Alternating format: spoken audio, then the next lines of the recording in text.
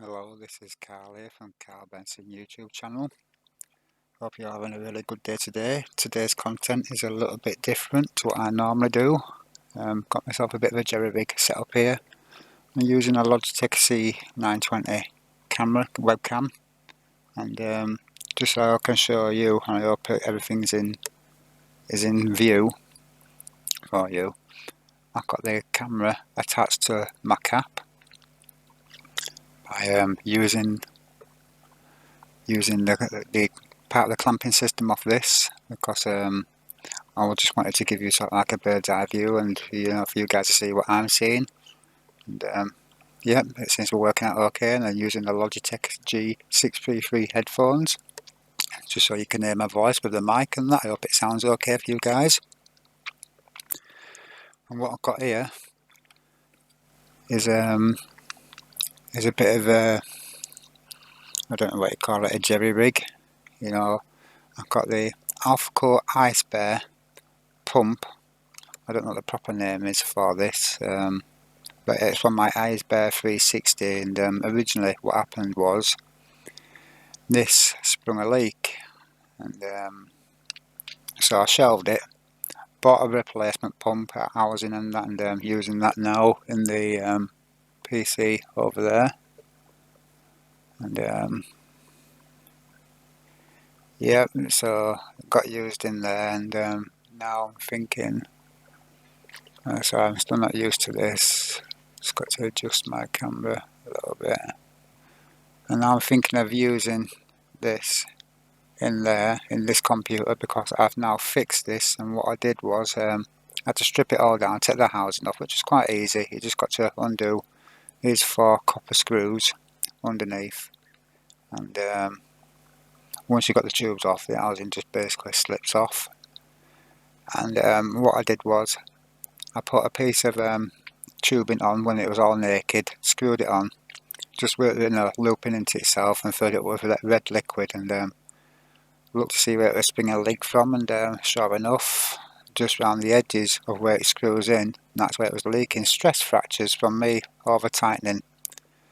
So the quick and easy solution for that was to buy some super glue, put some in a syringe, and just basically put it over the crack, and just use a can of compressed air to lightly blow over it, just squeezing the trigger a little bit and just blowing air onto it, so it filled in the crack and dried out pretty quick. And now, as you see here, the pump is running. There's an air bubble there, but that's just from me. It's like filling the system up, filling it all up. And yeah, the reason why this is jerry rigged as well, because the radiator that I'm using for this, because I didn't have a spare one, is a Corsair radiator. Hope you can see this. That's Corsair radiator from I think it was a H110i or H100i. This is a 240mm radiator, and basically what happened was I bought this as non-functioning for just £10.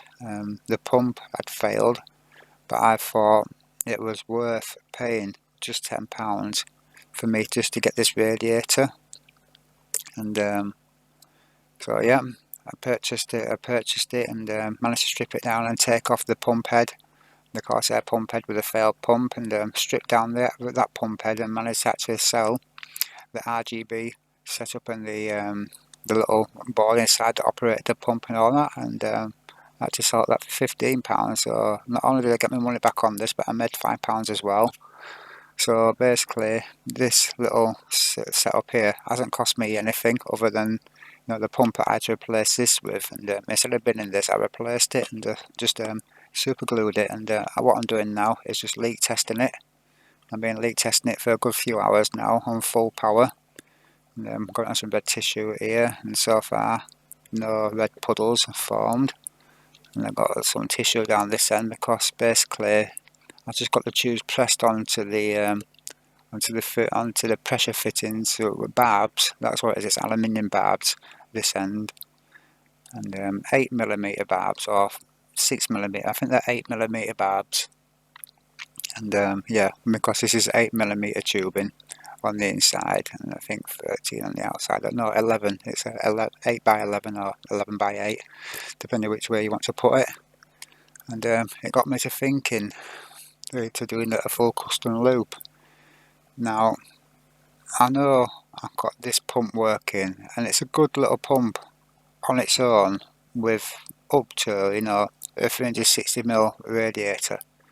But I was thinking of taking the 360mm radiator I have in that computer over there, cooling that 2600, bringing it over here for the 2700X PC, and basically making a loop with this radiator. It will make with this radiator here, and the radiator and the 360 radiator. So because this is the Fantex Luxy case, and this can take a radiator at the front, but it only could take a 240mm radiator because of this metal construct inside that's, you know, part of the support beam. You could put SSDs onto, and that it's got a bit of a lip, and I didn't want to cut that lip off to make, you know, a 280 fit. You know what I mean? I want to keep it nice and clean looking, and, you know, keeping it OG.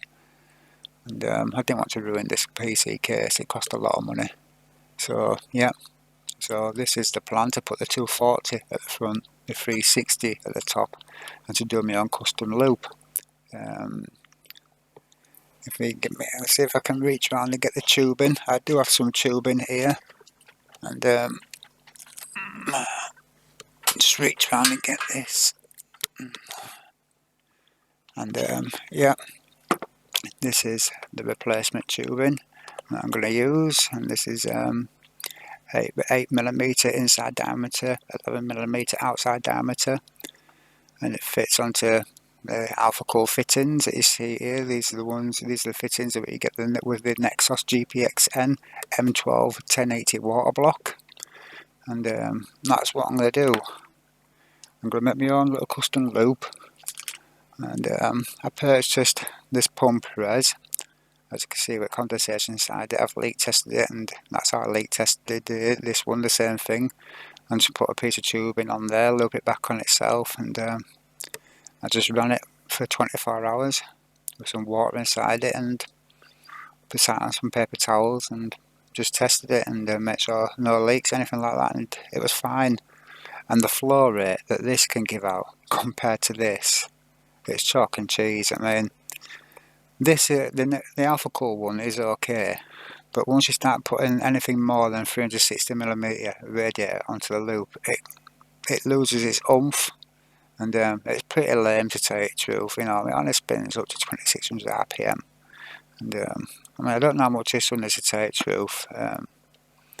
Probably 3000 or something like that, or more. But yeah, the flow rate on this is a lot more, and yeah, it's very surprisingly, for what I paid for it, it was 22 British pounds, really cheap. And I got a motto that said to £1 all the time, you get what you pay for. So yeah, I leak tested it, and it works fine. It's a really good little pump. I know it doesn't look the best, but the way I'm going to put it is inside here, and this has got a floor here, so it's going to be inside there, hidden away, and the only thing that you're going to see is tubes coming out. So no one's going to see anything, and I don't think it'll spring a leak, and if it did spring a leak, it's going to be at the front here, away from all the good, nice components inside my computer. And that's what I'm going to do. And for the graphic card, I've only used this block once, and it is a good block. I just need to get some replacement thermal pads before I try and install it, because this graphic card is quite hard to get. It's the GPXN M12. And if you will go onto the Alphacool site and try and look for the GPXN M12 water block for the Strix 1080 graphic card, you won't see it. You won't see it up there now. I can't see it, and I didn't know about it until Alphacool themselves sent me out of there. You know, they didn't give me it, I had to pay for it. But this is it. This is for the Strix 1080, the 8AG graphic card, for my graphic card in there. And yeah, a bit dirty, it needs a good clean. Yeah, everything touches there. That's where the RAM memory chips, it touches there. It's got a little bit down there where it touches. then you've got all the chokes, I think, that go inside that bit, and yeah, that touches the is it MOSFETs or something like that? That's what that bit's for there. And quite a hefty chunk. Weighs something. That's the water block. Look at the state of it. Thermal paste everywhere. And it's got these raised fins here. Even though that is the only bit there that water has good touching, the block is massive. So you know, the cooling performance, you know what I mean? It might touch the memory chips a little bit on the outside just because the water block is so big there. And these will be touching all the chips inside, which if on the graphic card, on that Strix 1080, it's got cooling inside there. It's a thin, you know, especially for the memory, it's scandalous. You know, it's just like a thin piece of aluminium or stainless steel that's over the memory chips with some thermal pads. And that is it. I mean, the heatsink itself doesn't actually make contact with anything. It doesn't make contact with the chokes.